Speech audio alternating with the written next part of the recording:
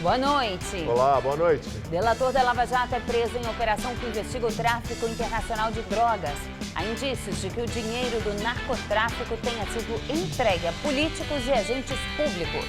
Polícia Federal pede prorrogação para concluir inquérito sobre Temer e ministros no caso Odebrecht. No balanço de 2 anos, o presidente ignora a Lava Jato e exalta dados positivos da economia. Procuradoria denuncia Joesley Batista, da JBS, ex-diretor, sob acusação de corrupção. Após polêmica, Procurador-Geral de Justiça de São Paulo mantém com promotoria inquérito contra o ex-governador Geraldo Alckmin do PSDB. Tucano é acusado de receber 10 milhões de reais via Caixa 2. Triplex atribuído a Lula leiloado por 2 milhões e 200 mil reais. O comprador é Fernando Costa Gontijo, um investidor imobiliário de Brasília. Você acompanha essas e outras notícias após o intervalo. Até já. Depois de ser denunciado por agressão, Roberto Caldas renunciou ao cargo de juiz da Corte Interamericana de Direitos Humanos. Ele já estava afastado das funções desde sábado. Agora formalizou a saída definitiva do cargo. Roberto Caldas representava o Brasil na corte, com sede na Costa Rica. Ele foi indicado ao posto pela então presidente Dilma Rousseff em 2011 e teve o nome aprovado pela Assembleia Geral da Organização dos Estados Americanos em 2012, assumindo no ano seguinte. O mandato terminaria em novembro deste ano. Entre 2016 e 2017, Caldas presidiu a corte que trata de questões humanitárias contra a violência e na defesa de minorias. Roberto Caldas foi acusado de agredir a ex-mulher e por ex-funcionárias de assédio sexual. Em depoimento à Delegacia Especial de Atendimento à Mulher de Brasília, Michela Mares, que foi casada com Roberto Caldas por 13 anos, relatou vários casos de violência doméstica. Segundo ela, no dia 23 de outubro de 2017, Caldas puxou o cabelo dela e a derrubou na escada de casa. Ele teria ameaçado matá-la, mas, de acordo com Michela, foi impedido por funcionárias e acabou dando socos e empurrões nela. Ela prestou queixa por injúria, ameaça e vias de fato, que são agressões físicas. Aos investigadores, a ex-mulher disse ter gravado o marido por 6 anos e ter registrado agressões físicas e verbais. Vagabunda, a casa é dos meus filhos, se você quiser, você sai, vagabunda, eu ponho empregado e faço o que eu quiser. Me dá paz. Além de gritar com o menino, porque mandei o menino te dar boa noite. Ridículo você, viu? Quem não vai dormir aqui é você, porque quem me bateu foi você. A defesa de Roberto Caldas nega que tenha havido violência física e diz que ele se arrepende das agressões verbais contra a ex-mulher. Em decisão inédita, o Superior Tribunal de Justiça condenou a CPTM a pagar 20 mil reais mais honorários e despesas processuais a uma usuária de 24 anos que foi vítima de assédio sexual. O caso aconteceu em fevereiro de 2014, na Estação da Luz, no trem que ia para Guaianazes. A ministra Nancy Andrighi, relatora do processo, alegou que com o aumento de casos deste tipo no transporte público e a falta de ações para evitar que eles ocorram, não se pode deixar de ouvir o grito de socorro das mulheres vítimas costumeiras dessa prática odiosa. O advogado da vítima disse que vai recorrer da decisão por achar o valor irrisório. A CPTM diz que ainda não foi intimada, mas que vai recorrer. A Justiça de São Paulo negou o pedido de habeas corpus para o ex-vereador de Diadema pelo PT, Manuel Eduardo Marinho, conhecido como Maninho, e para o filho dele, Leandro. Eles tiveram a prisão decretada na semana passada e estão considerados foragidos. O juiz César Augusto Andrade de Castro negou o pedido e disse que a juíza que decretou a prisão preventiva apresentou as justificativas necessárias, baseadas no caso concreto. A defesa da dupla diz que a decisão não corresponde à realidade dos fatos.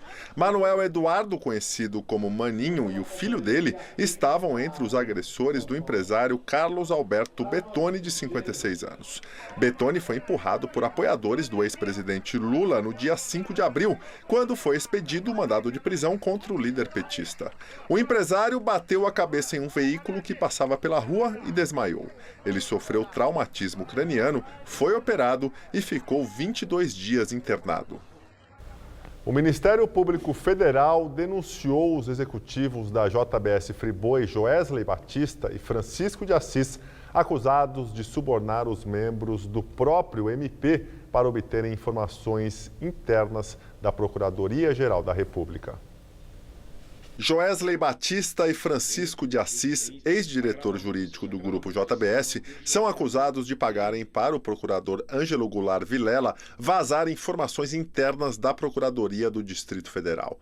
Os dois executivos do Grupo Friboi foram denunciados pelos crimes de corrupção ativa, lavagem de dinheiro, violação de sigilo funcional e embaraço de investigação. O próprio Ângelo Vilela, que era homem de confiança do ex-procurador-geral Rodrigo Janot, também foi incluído no grupo de denunciados por receber dinheiro da JBS para vazar informações da Procuradoria-Geral da República.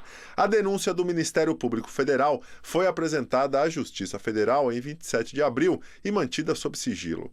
Ela rompe a blindagem concedida pela Procuradoria-Geral da República aos executivos da JBS no acordo de delação premiada assinado há 1 ano, que os protegia de serem denunciados. A validade permanente do acordo firmado por Janot com os donos da Friboi ainda está sob análise do Supremo Tribunal Federal, que, com a nova denúncia, deve acelerar a decisão sobre a rescisão do acordo. O triplex em Guarujá, que levou o ex-presidente Lula para a prisão em Curitiba, foi arrematado em leilão virtual da Justiça Federal. O novo dono é Fernando Costa Gontijo, um investidor imobiliário de Brasília. O leilão no apartamento do condomínio Solares, em Guarujá, no litoral de São Paulo, teve um único lance de R$2.200.000 de uma empresa de nome Guarujapar, com sede em Brasília. O lance foi dado nos últimos 5 minutos da oferta virtual. A empresa por trás da compra tem 3 dias para realizar o pagamento do valor à Justiça Federal de Curitiba e receber a escritura do imóvel. O comprador ainda vai ter que arcar com uma dívida de R$47.000 de condomínio não paga pela construtora OAS nos últimos anos. O apartamento, segundo o processo julgado na Justiça Federal, estava no nome da construtora OAS, mas era destinado à família do ex-presidente Lula, do PT. O imóvel seria parte de propina devida pela OAS ao Partido dos Trabalhadores. O dinheiro teria sido de contratos fechados com a Petrobras. O valor arrecadado com o leilão do triplex deve ser repassado novamente à estatal, como forma de ressarcir os prejuízos da empresa. O caso gerou uma condenação de 12 anos e 1 mês de prisão ao ex-presidente Lula. Lula iniciou o cumprimento da pena no mês de abril, na sede da Polícia Federal em Curitiba. Hoje, o Superior Tribunal de Justiça em Brasília voltou a negar um novo pedido de habeas corpus impetrado pela defesa do petista no tribunal. Delator da Lava Jato é preso em operação da Polícia Federal que investiga o tráfico internacional de drogas. 26 mandatos de busca e apreensão foram cumpridos em 6 estados e no Distrito Federal. Outras 7 pessoas também foram presas. A ação é um desdobramento da operação que prendeu o Cabeça Branca, um dos maiores traficantes da América do Sul. Um dos alvos da Efeito Dominó foi o doleiro Carlos Alexandre de Souza Rocha, conhecido como Ceará, delator da Lava Jato e que já havia sido preso por Sérgio Moro. Ele trabalhava para o também doleiro Alberto Youssef, um dos principais delatores da Lava Jato. Ceará foi preso por tempo indeterminado em João Pessoa. Em 2015, depois de um acordo de delação premiada, ele mencionou em depoimento ao juiz Sérgio Moro os senadores Fernando Collor de Mello, do PTC, e Aécio Neves, do PSDB. Eles teriam recebido propinas de R$300.000 cada um. O delator também disse que entregou dinheiro a Renan Calheiros, do MDB, e Randolph Rodrigues, da Rede. Os repasses teriam sido ordenados por empreiteiras investigadas pela Operação Lava Jato. Todos negaram ter recebido dinheiro e as investigações nem foram abertas por falta de provas. O parâmetro básico para se firmar um acordo de colaboração é cessar a atividade criminosa que ele vinha praticando. Então, no entender, pelo menos no meu entender, na maioria de nós, a continuidade na prática criminosa que ele revelou e que se comprometeu a cessar é motivo mais do que suficiente para a quebra de um acordo. Outros 2 operadores financeiros também são investigados na operação. Um deles, Edmundo Gurgel Júnior, foi investigado pela PF na Operação Farol da Colina, no caso Banestado. Ele foi alvo de prisão preventiva em Recife. O outro doleiro é José Maria Gomes, preso temporariamente no Rio de Janeiro. A ação de hoje, que envolveu cerca de 90 policiais federais, é um desdobramento da Operação Spectrum, deflagrada no ano passado. A Polícia Federal desarticulou uma enorme estrutura estabelecida para o tráfico internacional de drogas e que era comandada por Luiz Carlos da Rocha, o Cabeça Branca. Cabeça Branca foi procurado por 30 anos pela Polícia Federal e pela Interpol e chegou a fazer várias cirurgias plásticas para mudar o rosto. Ceará e Cabeça Branca passaram a atuar juntos a partir de 2016. A gente tem indícios aí de um link direto do dinheiro do narcotráfico indo parar na mão de políticos corruptos. E esse cara que lidava com o dinheiro de narcotraficante também entregava propina a corruptos. Defesa do ex-senador Clésio Andrade, do MDB, tem 5 dias para recorrer da condenação do Mensalão Tucano. O ex-senador de Minas Gerais foi condenado pelo crime de lavagem de dinheiro a 5 anos, 7 meses de prisão em regime inicial semiaberto, mais o pagamento de 80 dias de multa. Ele foi candidato a vice na chapa de Eduardo Azeredo, do PSDB, em 1998, que já foi condenado em segunda instância no Mensalão Tucano. A pena dele é de 20 anos de prisão. Atualmente, Azeredo aguarda o julgamento do recurso em liberdade. Clésio Andrade é presidente da Confederação Nacional dos Transportes, a CNT, e do SEST-Senat. Ele também foi vice-governador de Minas Gerais no primeiro mandato de Aécio Neves, do PSDB. Agora, ele foi acusado de ter tentado ocultar recursos recebidos da agência de publicidade do empresário Marcos Valério, que está preso em Minas Gerais pelo mensalão petista. Segundo a denúncia, foram desviados 3,5 milhões de reais a título de patrocínio para os cofres da campanha de Azeredo.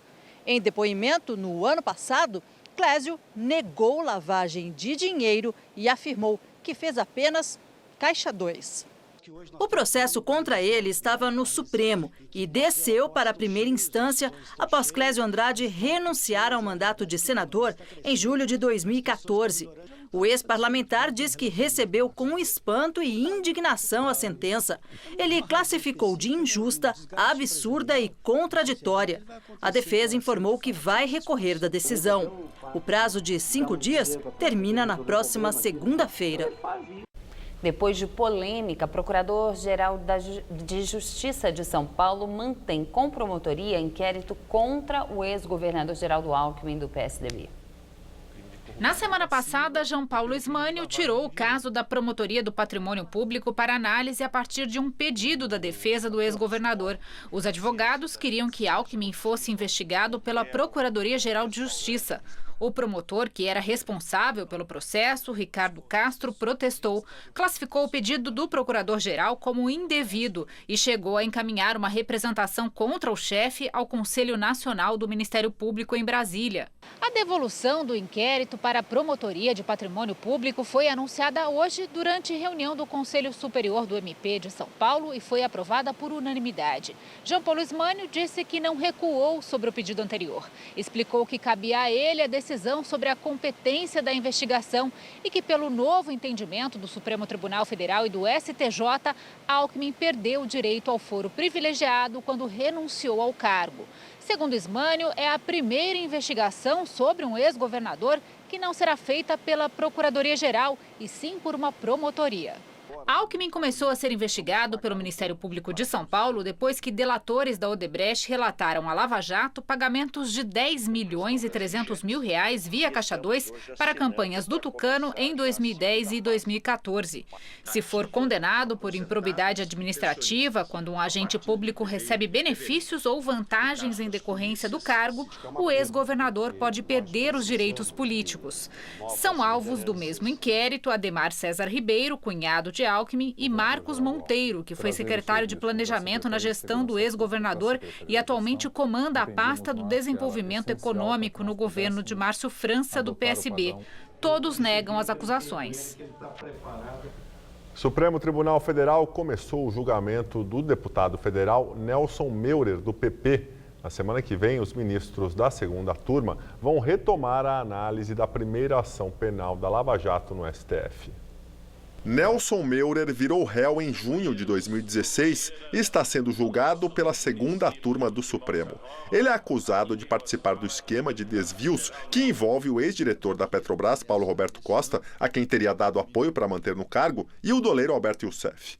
Segundo a investigação, a cúpula do partido dele, o PP, junto com o ex-diretor, recebeu entre 2006 e 2014 quase 358 milhões de reais desviados de contratos de empreiteiras com a estatal. Desses, Meurer teria ficado com quase 30 milhões de reais, que, de acordo com o processo, ele recebeu em repasses de 300 mil reais por mês durante 9 anos. Além de 4 milhões de reais em espécie para a campanha eleitoral e outros 500 mil reais na forma de doação da construtora Queiroz Galvão. 2 filhos dele, que também são processados, teriam ajudado a receber e a esconder a origem do dinheiro. Para o Ministério Público, há provas suficientes contra Meurer e os filhos, principalmente os relatórios da quebra de sigilo bancário que mostram uma movimentação financeira incompatível com as rendas dos réus. O advogado da Petrobras pediu que sejam devolvidos à estatal mais de 34 milhões de reais que a família teria recebido de propina. A defesa de Meurer afirmou que a denúncia foi baseada apenas em delações e que o Ministério Público não diz para onde foram os mais de 300 milhões de reais que teriam ficado com o deputado. O presidente Michel Temer, do MDB, fez um balanço dos 2 anos à frente do governo e disse que tirou o Brasil do vermelho. Depois de polêmica nas redes sociais, o evento, inicialmente batizado de O Brasil Voltou 20 anos em 2, teve o nome alterado. Durante o balanço feito hoje à tarde, Michel Temer comentou que ainda tem muito a fazer em 7 meses, mas que comemora por ter tirado o país do vermelho. De acordo com o IBGE, quando Temer assumiu, eram 11 milhões e 400 mil pessoas desempregadas. Hoje são 13 milhões e 700 mil brasileiros sem emprego no país. Mas o presidente defende que tem o que comemorar. O desemprego, os senhores sabem, parou de crescer. Não se aumenta o desemprego, muitas vezes diminui. Temer assumiu a presidência há 2 anos, depois do impeachment da ex-presidente Dilma Rousseff do PT. Nesse período, o governo aprovou a reforma trabalhista e conseguiu bons indicadores econômicos, como a queda na taxa de juros, da inflação e melhorias nas contas da Petrobras. Mas amargou derrotas. A polêmica reforma da Previdência foi uma delas que não conseguiu apoio suficiente no Congresso para ser aprovada. Para apresentar os dados oficiais, o cerimonial do Planalto distribuiu um convite que continha o slogan "O Brasil voltou, 20 anos em 2". Mas nas redes sociais, o bordão teve efeito contrário. Críticas e repercussões negativas pelo entendimento de retrocesso. O presidente, então, mandou tirar a parte dos 20 anos em 2 e acabar com a possibilidade de duplo sentido. No balanço, Temer não citou a Operação Lava Jato. Mas nesses 2 anos, ele precisou enfrentar denúncias, delações, prisões de ex-assessores próximos e investigações da Polícia Federal. Só no ano passado, ele foi denunciado 2 vezes ao Supremo Tribunal Federal. A apuração dos crimes de corrupção passiva, organização criminosa e obstrução de justiça foi barrada no Congresso. Mas ele ainda é alvo de outros 2 inquéritos que tramitam no STF. O que envolve propina na edição do Decreto dos Portos e outro sobre Caixa 2 em eleições. Em diferentes oportunidades, Temer negou as acusações. Nas pesquisas de popularidade, Temer é o presidente mais rejeitado da história. Em vários levantamentos recentes, aparece com uma taxa de reprovação na casa dos 70%. Hoje, várias lideranças políticas faltaram ao evento, inclusive os presidentes da Câmara e do Senado. No discurso, Temer defendeu que espera que depois das eleições, as disputas partidárias cessem e que todos trabalhem para o bem do país. Eu espero que logo depois das eleições as pessoas apanhem essa conceituação e possam pensar nos problemas do país e não no fato de ter ganho ou ter perdido a eleição.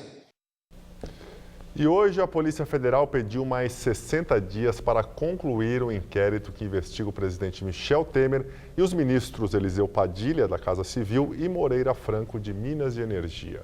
O pedido foi enviado ao ministro Edson Fachin, do Supremo Tribunal Federal, relator do caso. O inquérito apura o suposto pagamento de propina de 10 milhões de reais pelo Odebrecht para o MDB durante um jantar no Palácio do Jaburu em 2014. O O presidente nega que tenha cometido qualquer irregularidade. E agora vamos ao comentário de política com José Neumann e Pinto. O Brasil voltou, 20 anos em 2. Imagine que essa frase criou uma grande confusão por causa dessa vírgula. A vírgula está certa, a frase é que está errada. Porque quando você diz que o Brasil voltou, você não está repetindo ao contrário do que o seu autor, certamente o senhor Moco, imaginava. O Brasil voltou, o Brasil campeão voltou. Nada disso, diz que o Brasil andou para trás. Nem acho que o Brasil andou para trás. O que eu acho é que o Brasil não andou. Agora, voltar significa retroceder. Bom, este foi o menor desastre da celebração dos 2 anos do governo Temer, né? Pior foi o presidente mentir descaradamente sobre a intervenção do Rio, que é um fracasso, e contar números que não são confirmados pelos fatos. Pior de tudo foi dar uma impressão de que estamos todos numa situação ótima, com 13 milhões e 700 mil desempregados, com a desistência por falta de apoio político da reforma da Previdência. É bem verdade que a Petrobras está sendo muito bem administrada pelo Pedro Parente, é bem verdade que a crise econômica estacionou, mas o Brasil continua mal e também é por isso que o presidente é muito impopular. Ele devia esquecer esse tipo de data. Era o melhor que podia fazer por ele, pelo Brasil. Bom, eu volto quinta-feira que vem, direto ao assunto. Em pé! Ministério Público ofereceu denúncia contra 15 pessoas envolvidas em fraudes nos fundos de pensão. A Operação Rizoma foi deflagrada em abril e é um desdobramento da Operação Calicute, que levou o ex-governador do Rio, Sérgio Cabral, para a prisão. Os alvos do Ministério Público foram Wagner Pinheiro, ex-presidente da Petros e dos Correios durante os governos dos petistas Lula e Dilma, Milton Lira, lobista ligado ao MDB, Marcelo Sereno, ex-subchefe da Casa Civil de José Dirceu, João Vacari Neto, ex-tesoureiro do PT, e Arthur Machado, nomeado pelos procuradores como comandante da organização criminosa. Segundo a denúncia, as investigações mostram que os citados compõem uma grande e complexa organização criminosa dedicada à prática de diversos crimes. Arthur Machado, que já tinha sido preso no começo de abril, é apontado como responsável por captar recursos em dinheiro vivo para pagar agentes públicos. Só o ex-tesoureiro do PT teria recebido R$ 1 milhão em propinas, dinheiro que teria dividido com Wagner Pinheiro. O esquema ilegal teria movimentado cerca de 20 milhões de reais. Condenado na Lava Jato, Vacari está preso desde 2015 por lavagem de dinheiro e corrupção. E o ministro Gilmar Mendes, do Supremo Tribunal Federal, mandou soltar agora à noite o lobista Milton Lira, apontado como operador do MDB em um bilionário esquema de fraudes com recursos de fundos de pensão, como postales dos Correios. A libertação de Milton Lira acontece na mesma semana em que Gilmar Mendes também mandou soltar o engenheiro Paulo Preto, apontado como operador de propinas do PSDB em esquemas de corrupção da Dersa. Um dia depois dos protestos mais letais da região da faixa de Gaza nos últimos anos, manifestações de grupos palestinos chegam à Cisjordânia. Os protestos em Ramallah, Hebron e Belém reuniram centenas de pessoas que entraram em confronto com soldados israelenses. Segundo um jornal da região, manifestantes jogaram pedras e queimaram pneus, e os militares responderam com bombas de gás, balas de borracha e tiros. Ao menos 20 palestinos foram levados a hospitais. Uma pessoa está em estado grave. Não há relatos de israelenses feridos.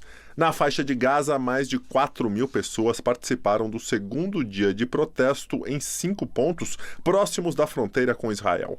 2 pessoas morreram.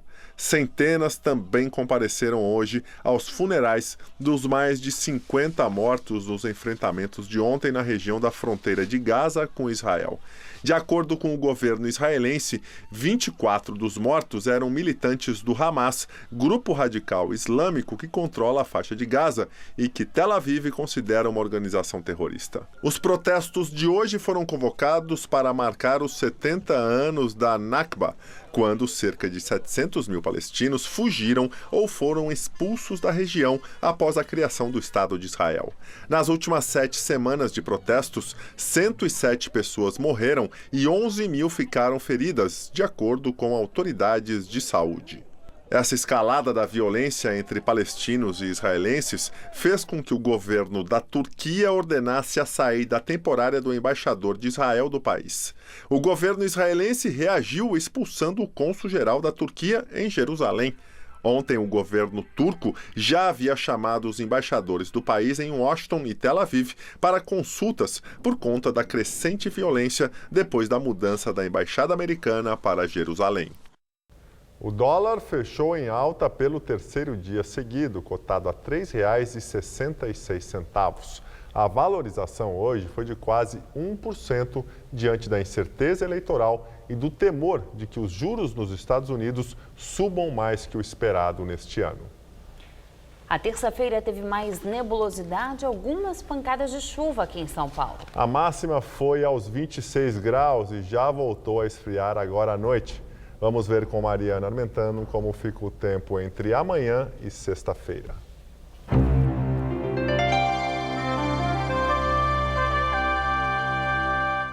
Em todo o estado, inclusive aqui na capital, o tempo fica aberto pela manhã, mas depois as nuvens aumentam e chove a partir da tarde.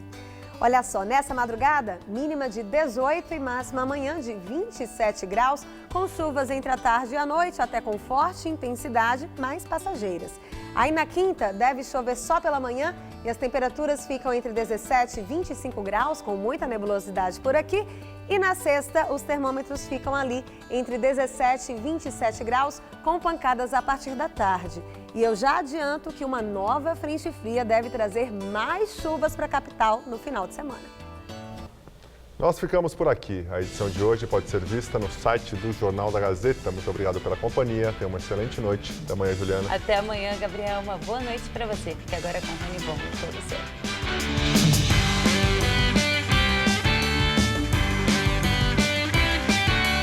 Esclareça suas dúvidas sobre enxaqueca no Revista da Cidade desta quarta, 9h30 da manhã.